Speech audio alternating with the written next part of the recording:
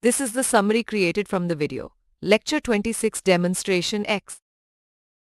In Java, exception handling allows developers to gracefully handle errors and unexpected situations at runtime, making their programs more robust.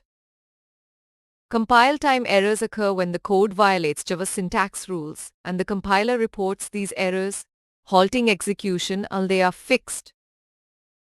While programs may be free of compilation errors, they can still encounter exceptions during runtime due to factors like invalid inputs or edge cases. The try-catch block is the foundation of exception handling in Java, allowing programs to catch and handle exceptions that may occur within the try block. Multiple catch blocks can be used to handle different types of exceptions, further enhancing the robustness of the program. In cases where multiple exceptions may occur within the same block of code, a single catch block can be used to handle all exceptions of a specific type.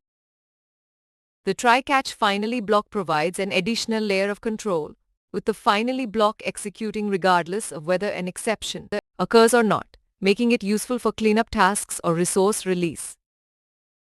The throw keyword allows developers to explicitly throw exceptions, providing greater control over the program's flow and error handling mechanisms.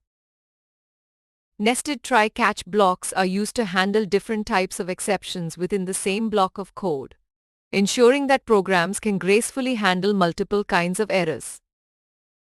Exception handling is a crucial aspect of Java programming, enabling developers to create robust and resilient applications that can handle unexpected situations and inputs without abnormal termination. Please stay tuned for more summary videos.